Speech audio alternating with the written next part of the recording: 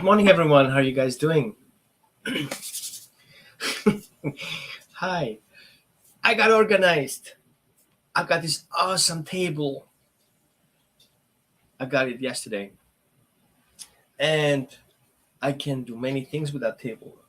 It can go up and it can go down. Cool, right? And even I can do my classes standing, which just takes a lot of much better presentations possible. Hi, how are you guys doing? I'm Roman with Holistic Dog Training. I'm in Eugene.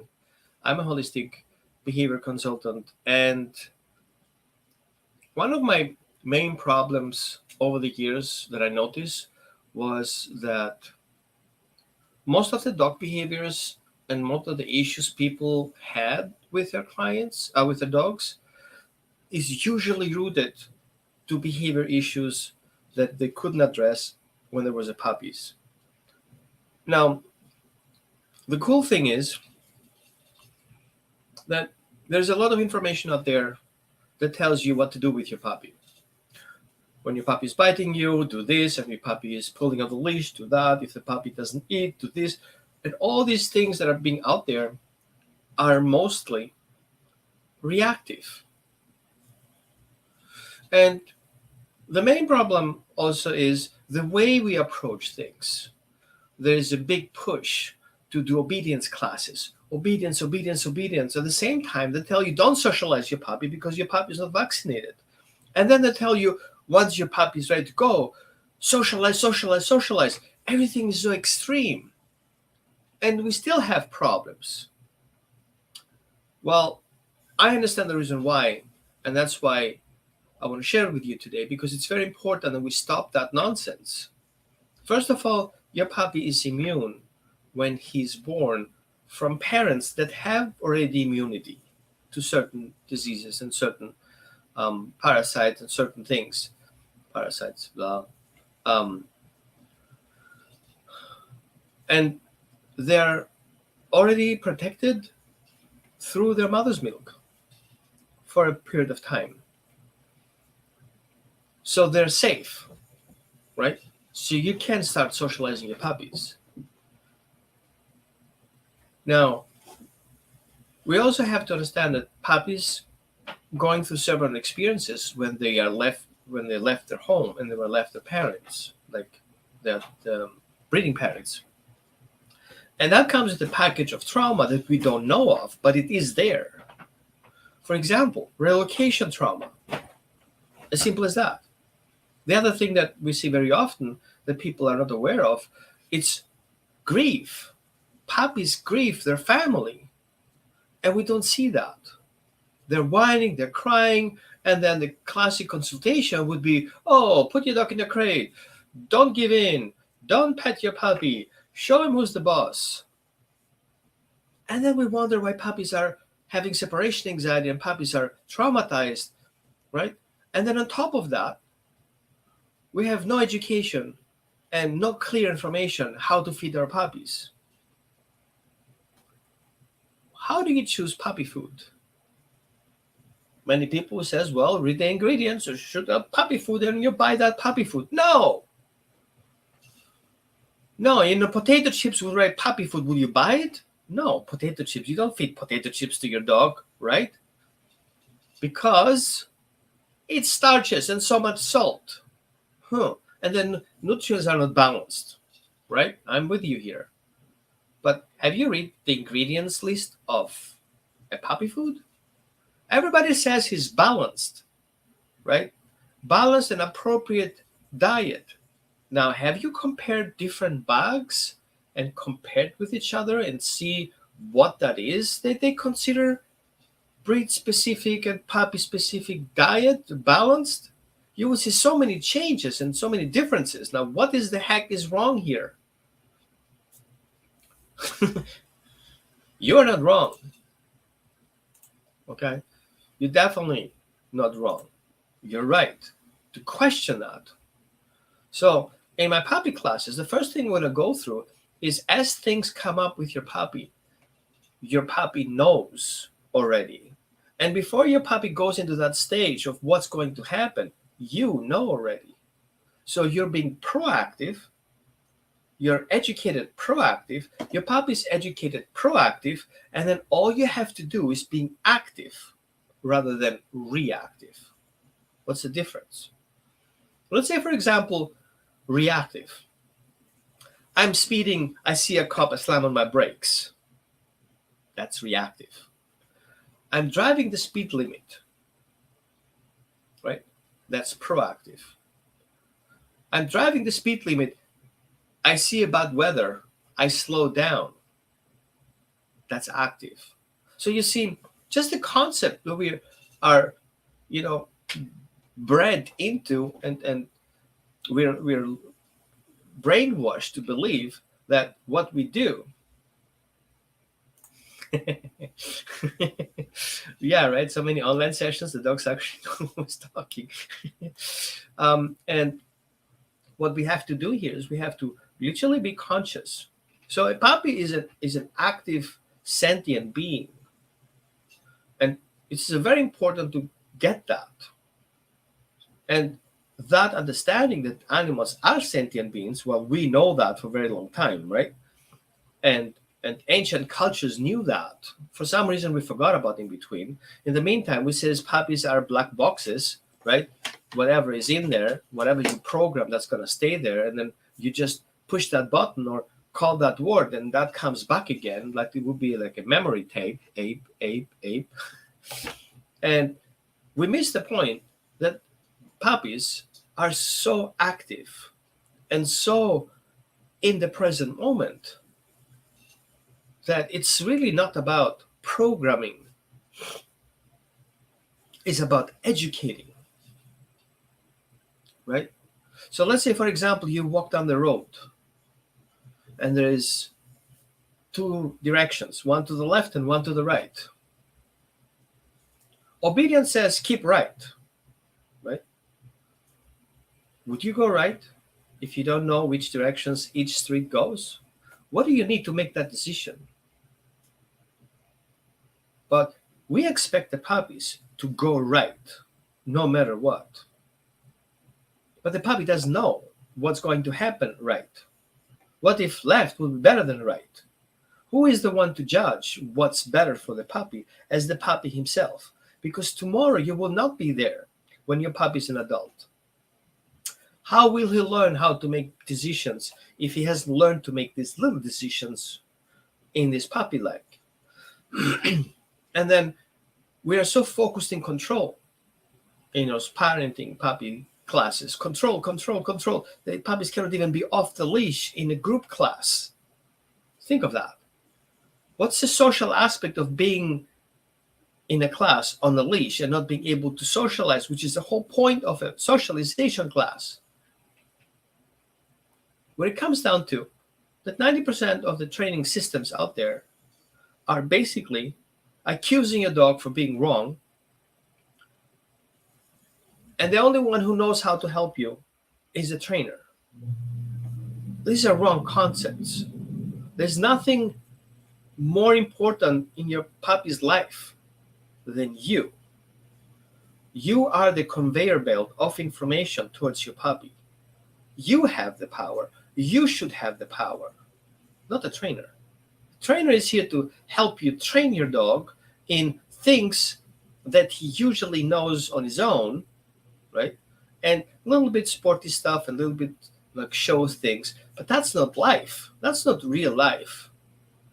Giving your dog a paw, right? Cool. It's a cool trick. Have your dog play dead? I think that's cute. I mean, yeah, who likes that, right? But what if that dog goes in a crisis situation? And what if that dog would give that dog a paw? And if he doesn't know the play ball, and he gives me a paw instead, because we were forced the dog to train things that's humanish instead of teaching the dog social education that is doggish. So dogs can communicate with both species or multiple species. That's missing. So people spend like $400, $500, $600, $800, $900 in different training systems that basically the education the dog gets is like little more than zero. And why is that? Because we're focusing on control. We're not focusing on education. So we have an obedient puppy that has no clue about life.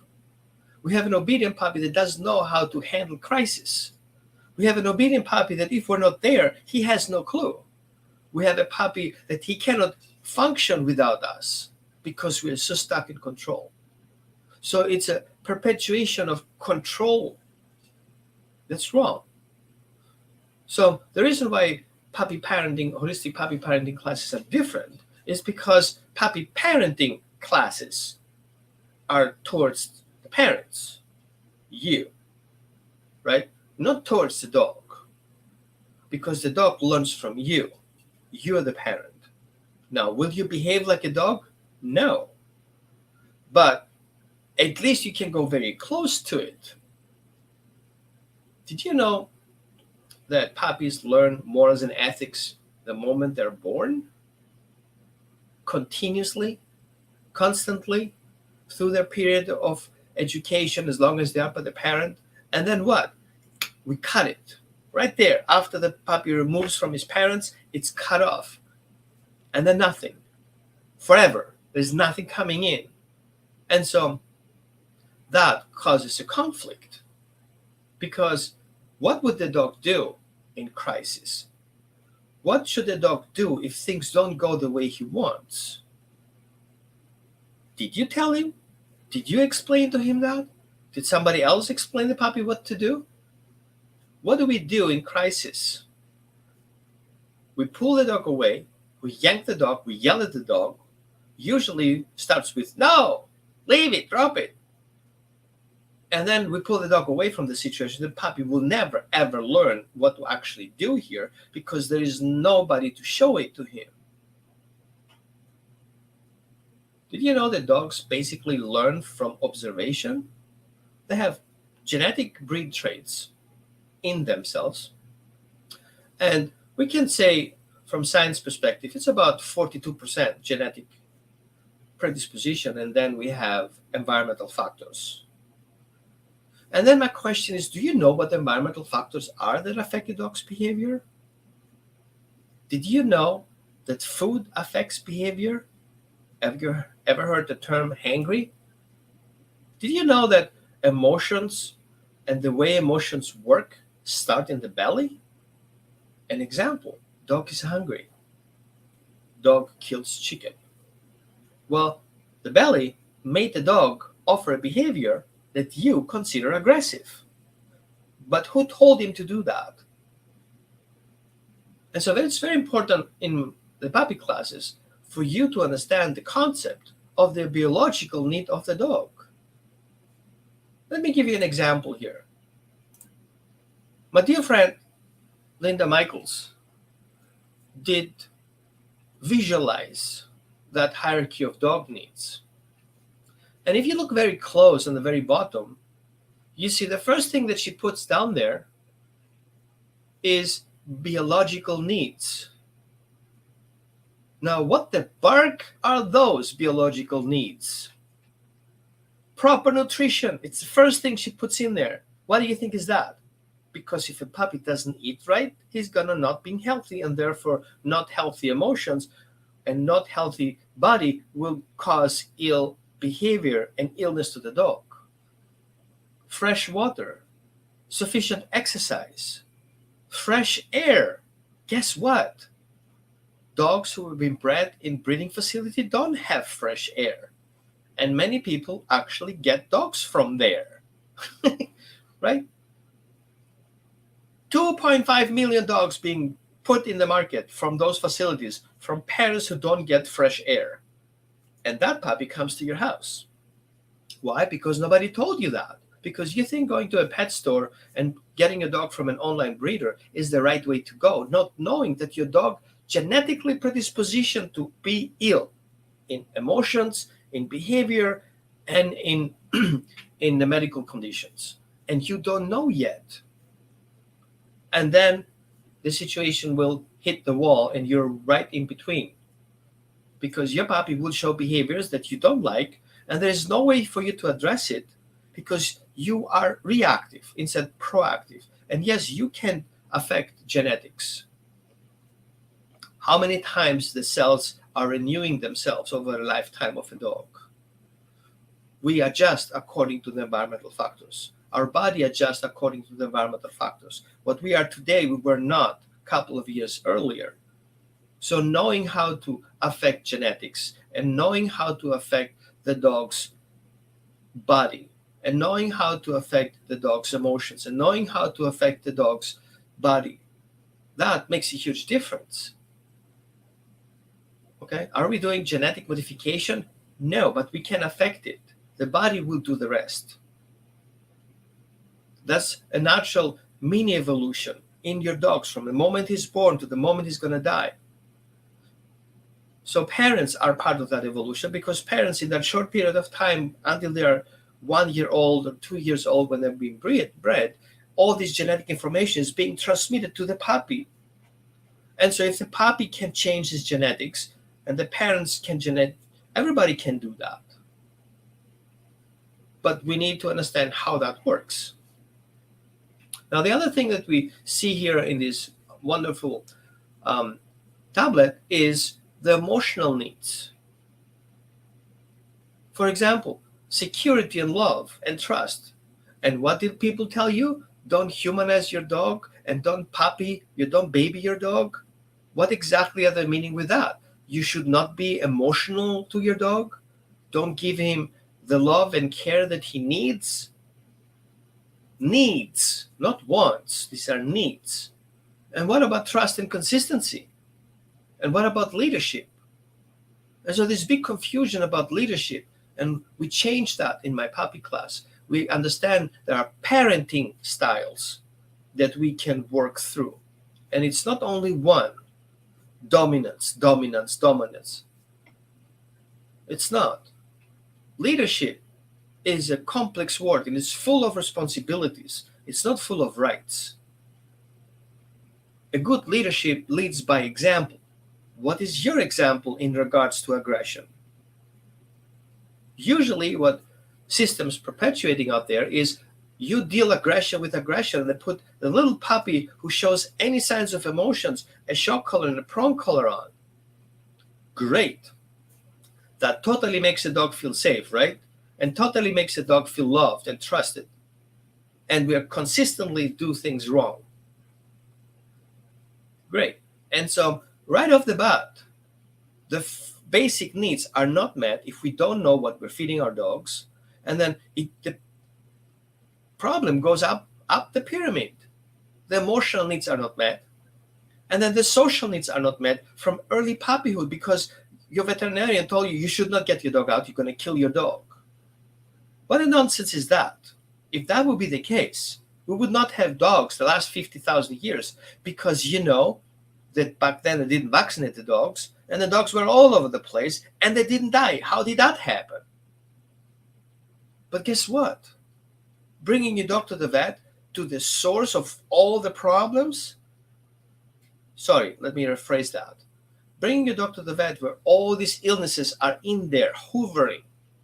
Why would your dog get sick there? Why would the vet tells you don't bring the puppy to the vet's office without the puppy getting vaccinated? That would make more sense. The possibility your puppy would step on another footstep or lick in another poop or pee on your walk is so minimal, it's more like you've been hit by an airplane. So there's so much confusion out there. And then the other thing that we see here is the training needs.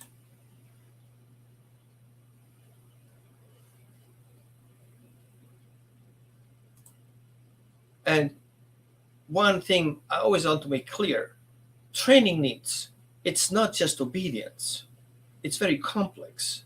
In other words, send your child for training.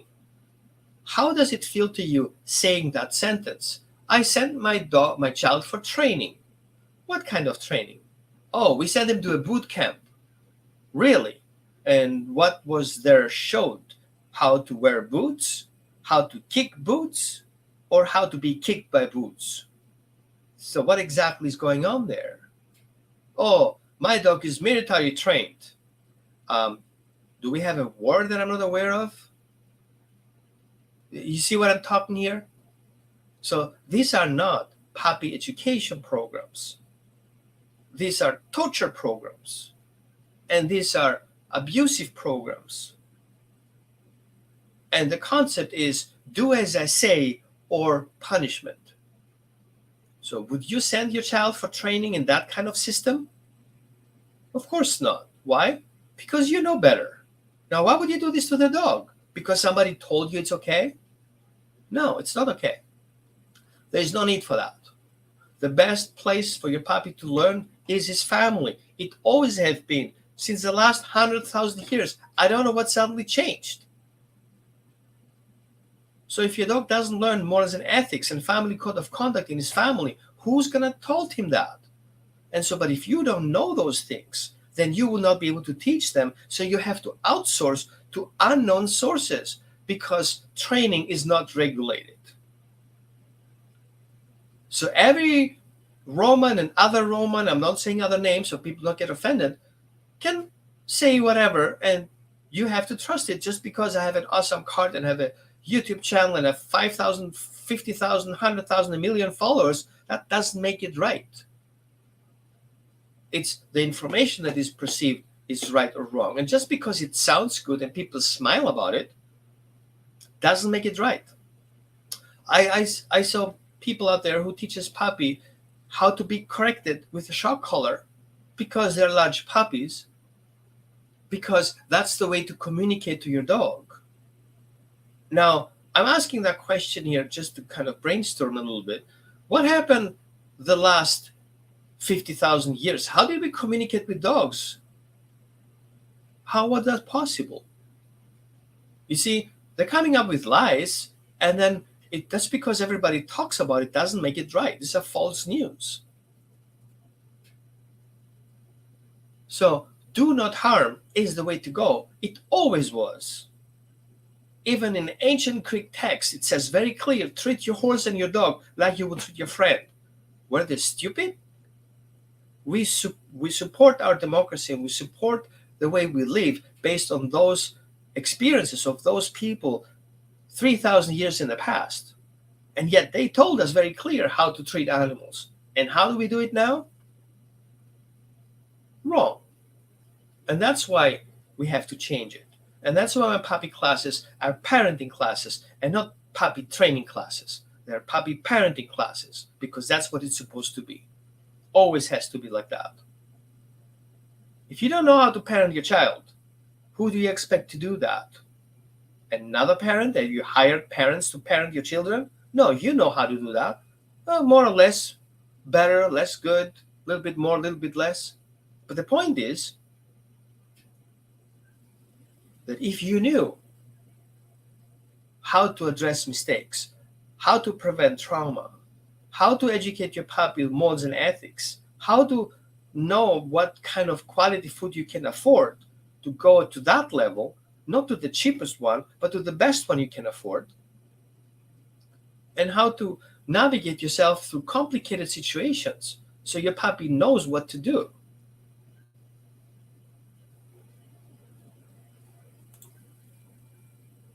Let me give you an example. I'm going to share a little bit a screenshot of my puppy class so you see what's coming up to you. Okay, here's an example. Trauma in early puppy will affect the future behavior profile. Trauma in young puppies under 7 months old is reversible under certain conditions. Puppy will not grow out of trauma just on its own. People say, oh, just wait, things go better, just be patient. No, you cannot be patient to a trauma. You have to heal trauma. Trauma between 7 and 18 months is difficult to erase but it's still possible unless you're not doing your job, unless you don't know. But complex trauma can likely occur when the dog is restricted by events created or controlled by humans. There is no trauma, there is no PTSD for dogs in free nature that is not caused by people. The only way dogs get traumatized is only by people. They're either hit by a car, or they've been abused for people, they've been mistreated by people. In nature, there is no trauma. If you survive it, that's experience. It's not trauma. Because nobody's there holding you down with a leash or put you in a crate to deal with. And dogs have emotional social development stages, and we need to know about them. Each stage is important for you to know what's going to happen in the next stage. You can prepare your puppy in the early stage to be prepared for the next stage.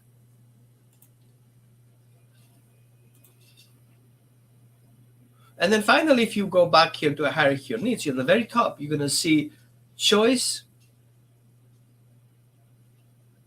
and cognitive.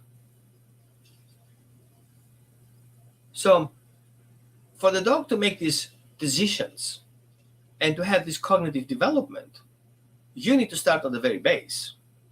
And you have to work your way up. For the dog to have a good choice, he has to have good knowledge. To have good knowledge, he has to be in a good condition. To be in a good condition, these biological needs have to be met.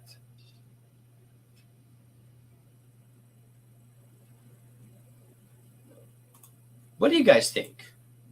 What's your experience with classes? How much did they help you? They helped a little bit there, a little bit here, but obedience doesn't address aggression. It suppresses it.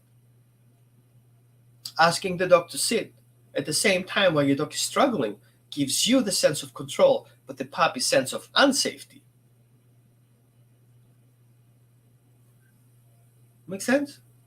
So, if you want to join the class, there is still time. It's tomorrow, basically, right? And the next one will be a couple of months later. Let me give you a little bit. Where are we? Here we go. Ta-da! So if you go to my website, holisticdogtraining.org/events, you're going to click, here it goes, up at the top, you click on workshops, and you're going to end up here. And that's the puppy class.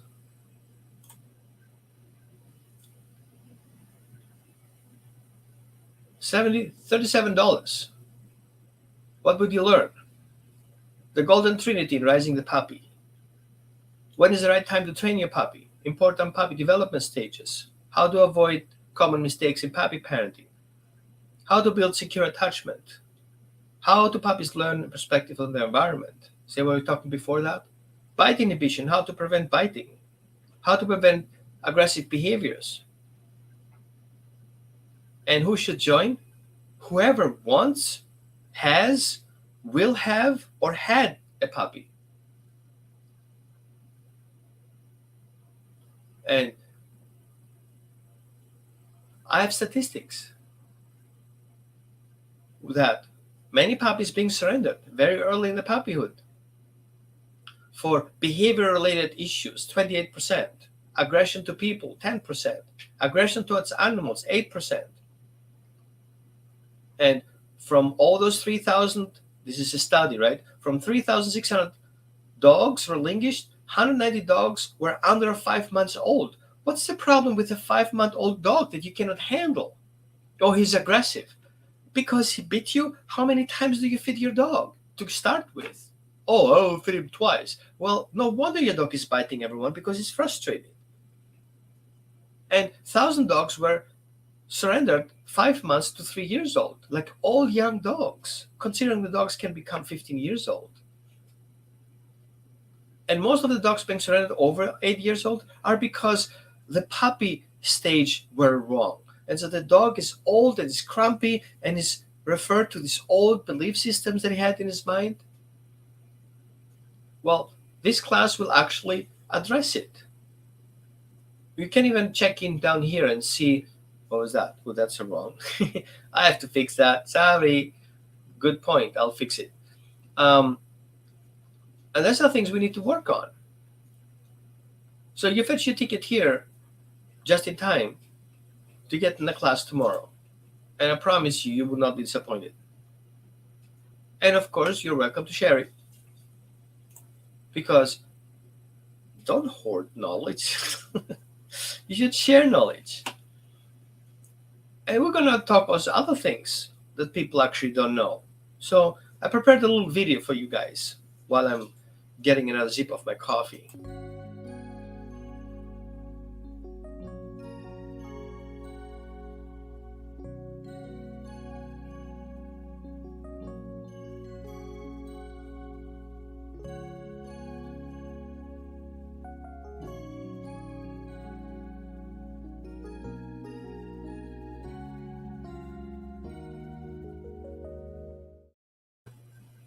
Classic example.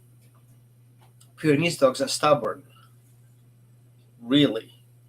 Yeah, you call them, they never come. Sure, of course they never come, because they have something very important to do, and you have proven that your suggestion is more important than their suggestion. There is more in for them to come to you than staying there. What we call stubbornness is actually a breed trait. It's called persistence, which means stick to the job until the job is done. Many people think that large breed puppies need to have been heavy-handed, because when they grow up, they're going to take over your family. Why? Because they're big dogs. What would you do with a child that's taller than everybody else? Would you treat that child different just because he has the potential to be a basketball player in the future? Do you see how nonsense it makes when people tell you that you have to treat a large breed different than a small breed?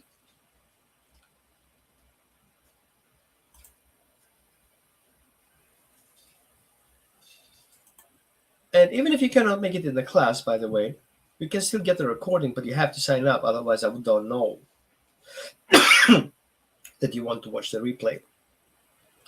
Classic example, people with small dogs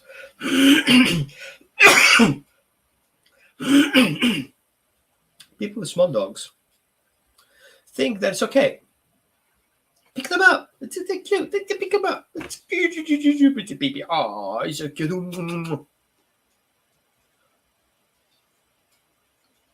Why would you do that? Why would you pick the puppy up without consent? Just because you can? Just because you can do it with a puppy of a Chihuahua and you cannot do it for the Bull Mastiff puppy, that makes it okay for you to do it? Like everybody else do that? No, it's not okay. Because that teaches the puppy that no matter what's going to happen, it's going to happen to you anyway, no matter what you do. And then we get these neurotic puppies because they're afraid of hands. Every time they see a hand coming up, they're already shutting down and aggressively react. And there's no education behind that. We think those dogs will grow up themselves. The only thing we need to do is feeding them. No. It's not just food, water, and cleaning up poop that makes the puppy be a successful partner in your life. It's a responsibility that you have to be aware of, that you can have a good behaved little dog, like a yappy yappy dog. We have a cue. Oh, it's a yappy yappy dog. You can have him well behaved, just like a Bull Mastiff, a Cane Corso, a Presa Canario, an English Mastiff. No matter what breed it is, you can have him well behaved. Why? Because you educated that dog. You didn't get there through punishment, you got there through education. So if people give you certificates and you're proud of your dog because he graduated, what exactly did he graduate it?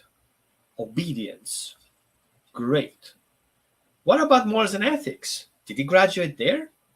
What will he do if he's being attacked by another dog? Staring at you? Attacking the other dog? Right? So these are concepts that are learned from early puppy stage. Concepts. What to do in crisis. Where do I go if I have a problem? Why attacking is not an option. Why walking away is an option.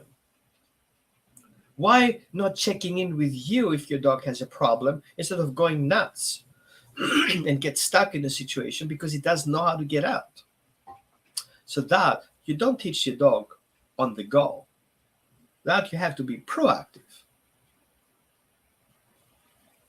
I know for people who adopted or go to a Mastiff group, like a Cane Corso group, a Presa Canario group, and see what they tell you. Says, I got a puppy. What should I get?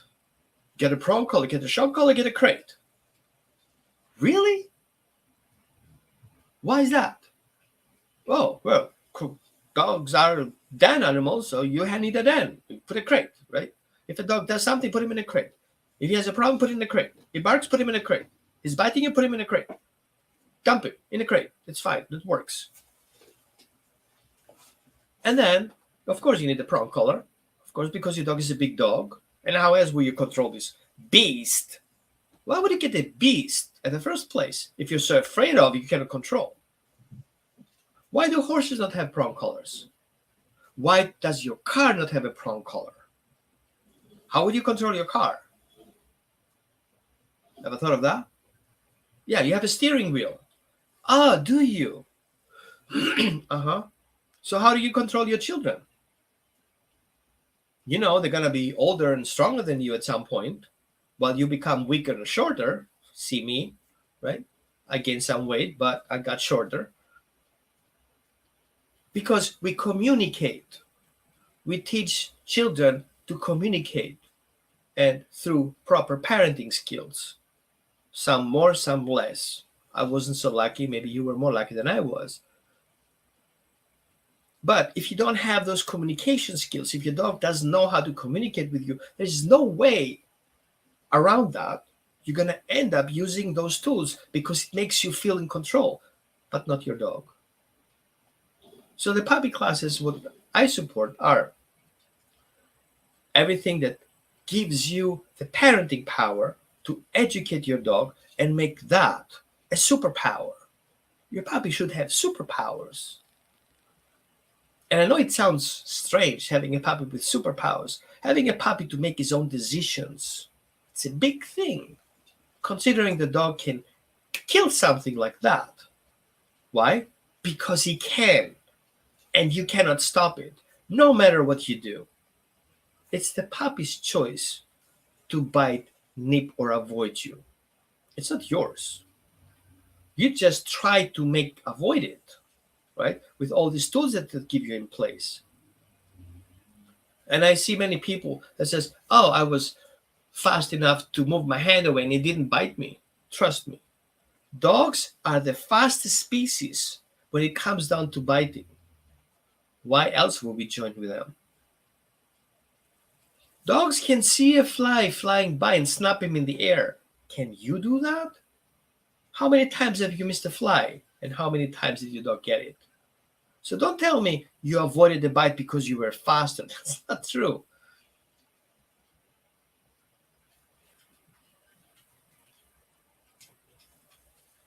See what I'm talking about? And so all these things are important. They are important for everyone to know. Congratulations. So, you pick up the puppy today, tomorrow you're already in the class learning about it. And it starts with understanding the breed traits. It's so important. Even if I work with people online, I do this since 2009. It's not just it come up through COVID. If I remember right, I don't count 100%, but I should have worked with about 2,500 clients online remotely. Most of them, aggression, reactive behaviors. I wish I had more puppies just like you who are proactive, but you can learn that. You don't have to be reactive, okay? And how many of those people in that lifetime told me afterward, I wish I knew earlier. Now is a chance. You can learn earlier. And you should spread the word. Share the class. Share that video. But share the class. Because we can avoid dogs being dumped in the shelters because of misinterpretations of behaviors. because the vet told you your dog is aggressive, but your dog just growled at him because you haven't done your homework. You didn't prepare your dog for a vet visit. Whose fault is that? Don't blame the vet. Don't blame the dog. Don't blame the rescue. Don't blame the breeder. And so many times I've seen people adopt dogs from breeders, then they do nothing about their dogs, but they did all the research on the internet. And don't get me wrong, I'm not going nuts about people who say they did the research. I'm not judging those people who did the research. But I was wondering, what kind of research was that? Did you read a study about dogs, in particular your breed that you just want to adopt? Do you understand exactly the breed, what was bred for, and how it was changed over time? Did you know that Staffordshire Terriers were at some point kitchen appliance machines? They were running kitchen appliances. Did you know that? Did you know they're running in a treadmill making kitchen appliances work back in time when we didn't have power? Right? Did you know that Weimaraners were bred specifically to comply to the dad's needs and the wife's and children needs? It's a home hunting dog. It was specifically bred for the dad to go for hunting and the dog staying at home. It was actually, from my understanding, the first dog who was bred to have double functions, be a house dog and be a hunting dog. Did you know that a Newfoundlander is actually a water dog? It's not just because he's black so you can see him in the snow. His coat was there to get gnats out of the water. Did you know that Napoleon Bonaparte was rescued in the water by a Newfoundlander? Understanding the concept, what people bred dogs for, will make your life much easier because most of those are inbred over a period of time. So there's very specific mindsets. And these are important things.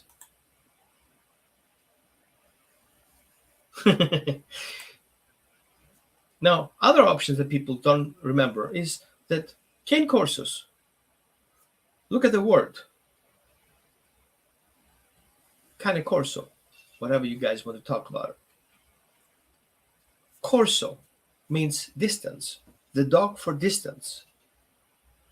These dogs are actually high social with other dogs. They're good team players. They're very sensitive. They need to observe the partners constantly, need to feel them. When they go after a boar, they can kill them with one headshot. They need to be very alert about the movements. They will hyper focus on other people's movements. So your gestures with your hands are very important to the dog because he tries to understand your next move. So all these things are important, not knowing that your gestures are more important than what you say, unless the dog can pair those. And because they're so emotionally intelligent, just like Great Danes, just like Mastiffs, just like Bull Mastiffs, just like Guardian breeds, they need to know their partners so they can feel into the situation. I see if you go in the Guardian breed groups, you're going to see a dog who's barking. Google dog barking, how to stop dog barking. And you go into these groups and see the suggestions. Oh my God. Don't you know what a dog was bred for to do? Don't you know that one specific breed trait of that dog to be hyper alert? The first signal of change triggers that dog to react. And it will not stop for a very long time, at least 72 hours. Why? Imagine a Guardian breed who hangs out in the yard and he smells a wolf over a long distance. Or he hears a coyote. It's breeding season, by the way, for coyotes. They're going to show up in your property at some point. to be aware of those predators in the area. And just because they are there for a long time doesn't make it okay. Which means the dog needs to stick to his suspicions. I'm suspecting there is a problem out there. I'm not stopping until that problem is gone. So, and you're going to use a shock collar on that dog to have him stop barking instead of being able to express your gratitude for him barking and then call him off the job and give him another job because you took care of business? Because the dog has to trust you. If your dog doesn't trust you to follow what you're telling him to do because you consistently prove yourself right, then the dog will not get off the fence if you tell him to come, no matter what you want to push the button and shock your dog for what he's doing, that he was bred to do. You don't like barking? Don't get a guardian breed. It's kind of like buying an SUV and complaining there's too much room in there. It doesn't make any sense. Oh, I got my SUV to the mechanic and have him remove the room in there because why would I have so much room in my SUV? Don't buy an SUV. Buy a Mini Cooper instead. But many people just buy by collars. Some people buy because somebody else had a dog and like, oh my God, he's so cute. He's so well behaved. And you're like, yeah, what breed is it? Wrong question. Ask the person, how much work have you done to get to that dog? Behave like that. And then you hear what he did. But of course, there are multiple gray zones here. How did you get there? How much did your dog suffer to get there? That's another question you should ask. Just because you see an obedient dog doesn't mean the dog is obedient. He's just afraid to do anything else.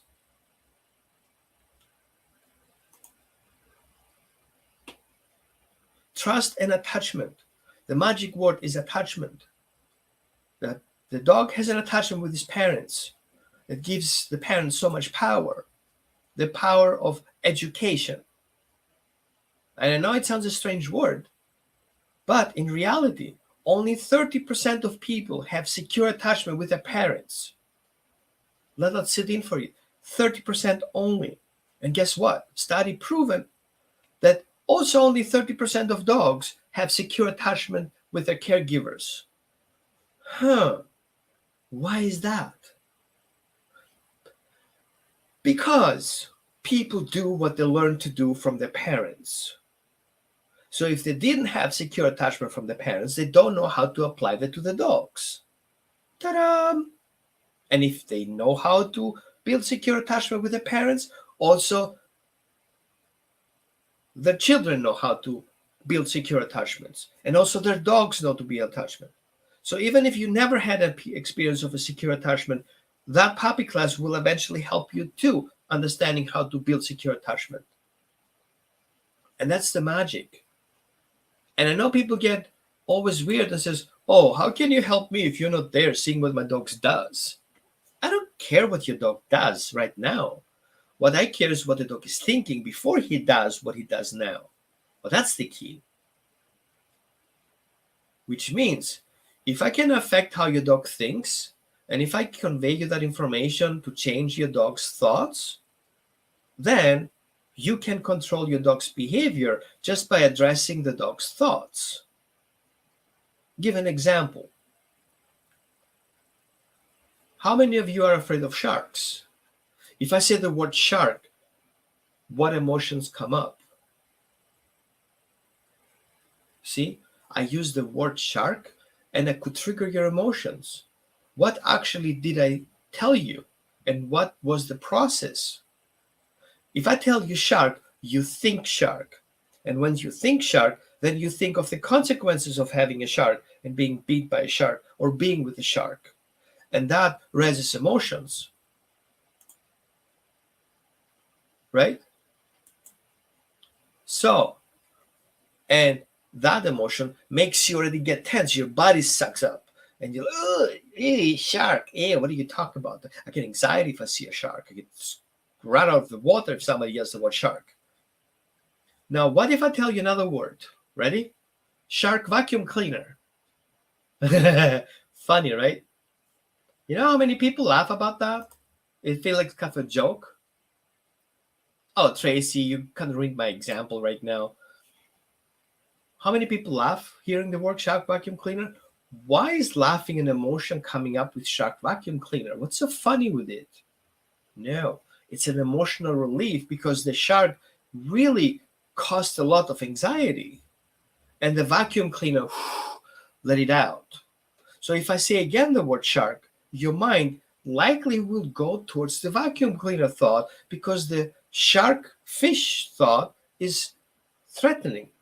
So the brain always wants to get out of there, but it's focusing on one word, the shark, because shark is danger and the body tries to avoid danger and he wants to think him way out. Understanding that concept of how to affect the dog's thoughts through affecting the behavior through the thoughts, and you're affecting the in-between part, which is the emotion, that you cannot directly affect, you have to indirectly affect it. That's a big thing. And that's also parenting. How do I make my dog think positively about things?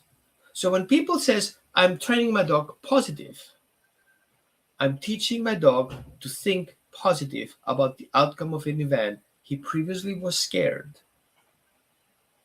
And just because I say the word holistic, I'm a holistic behavior consultant. No, I'm not driving a Prius, and I'm not a vegan. Holistic parenting is an entire system. Be aware of that your lifestyle is as important to your dog as your dog's environment. So if you will be able to affect your lifestyle and help your dog adapt to that lifestyle that is appropriate for your dog, then you will have a very good chance to make that a perfect relationship. So again, it's not about obedience. It's just an illusion that obedience addresses things. No, it suppresses things. And before I say goodbye and get my last sip of coffee, you're welcome to give me your feedback. And of course, share it because it's important for other people to have the same chance that you have. What does sit mean? If I tell my dog to sit, what is that? Do you know that sitting is an expression of emotion? Did you know that? Do you know that dogs know how to sit on their own? You don't have to teach them that. No, dogs sit on their own. So if you see people see dogs who sit, these are not trained behaviors. These are natural behaviors. And what they mean is patient. A dog will sit patiently out of respect to somebody else because he feels safe in that distance, in that location he sits. So that sitting behavior is a multiple conveyor from information. I am in a safe distance from you, and my intentions is to be here until an opportunity changes.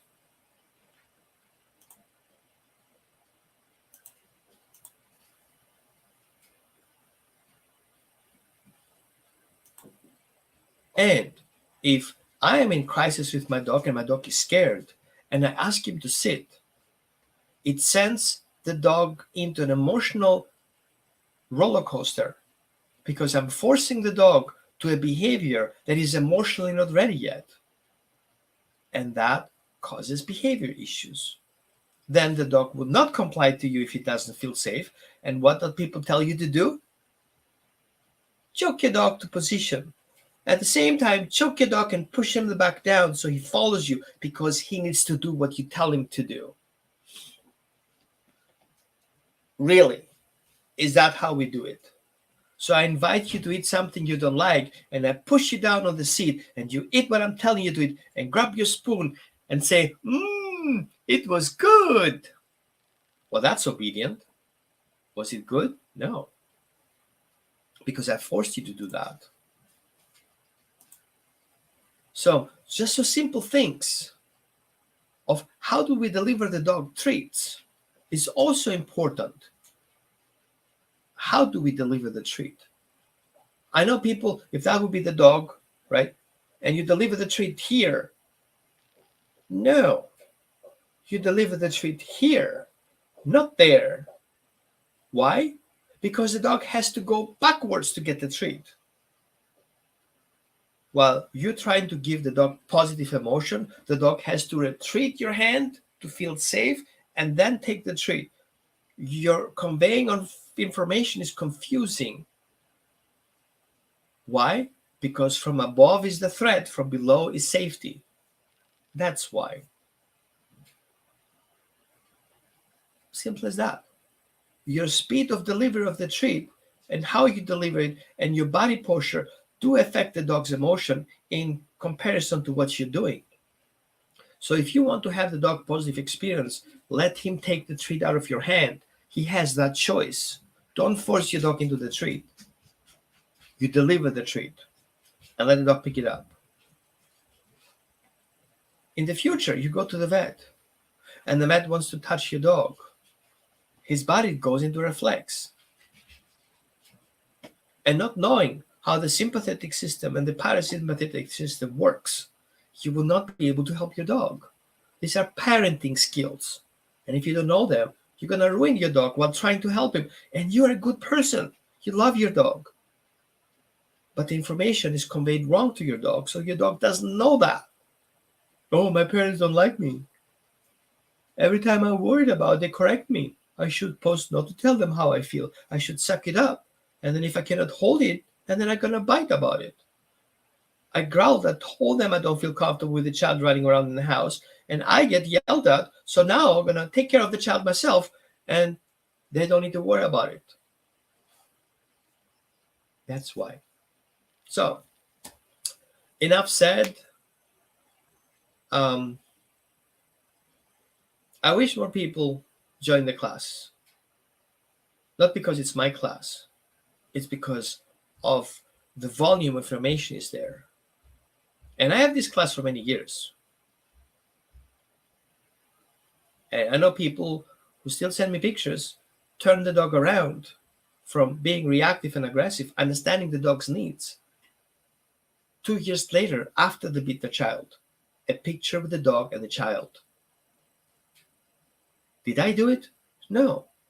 I taught them how to do it. And I explained to them so they understand what's going on. Understanding the child's needs, understanding the dog's needs, made that problem heal, not suppressed. And that's all about. Thanks again for watching. Love your feedback. And hope to see you in class. And if you cannot make it, you still can see the recording. And I'm going to put the link in there. And yeah. And my coffee is ready. Don't forget, it's a great Valentine's gift. And I would say don't give dogs for Valentine's. No. You can buy a car for Valentine's. Totally okay. A house, an apartment, flowers, vacuum with your shark vacuum cleaner. Make the house be clean. Yeah, you can do that.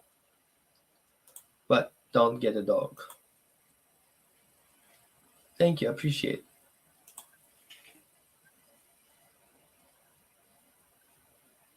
Yep.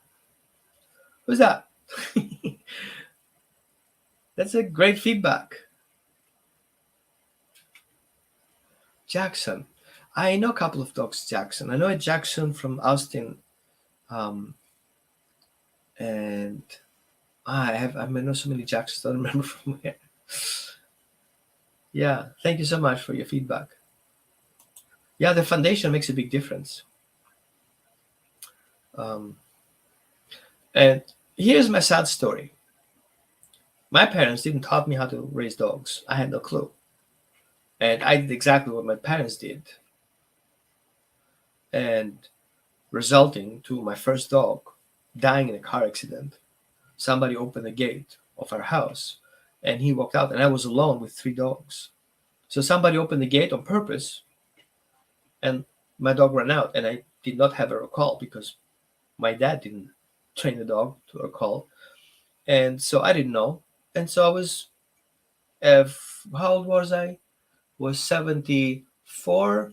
I was 6, walking on the streets with the dog bleeding off his head, trying to find a veterinarian in Kirkuk, Iraq, in 72 under Hussein. There was no vet. I was walking for 8 hours trying to find something to help my dog. And that was my promise to those dogs that I will have in the future, that I will not happen that happen again. And I never had happened again, ever since then. But this education, do not, what I got from my parents, not to do, is what also a root cause of that class is. Because I'll share with you things that you should do so you don't end up like everybody else. Your dog is not in a shelter, your dog is not being surrendered, your dog is not end up in a rescue system, and your dog is as good as possible member of your family. Right? And that's the important part.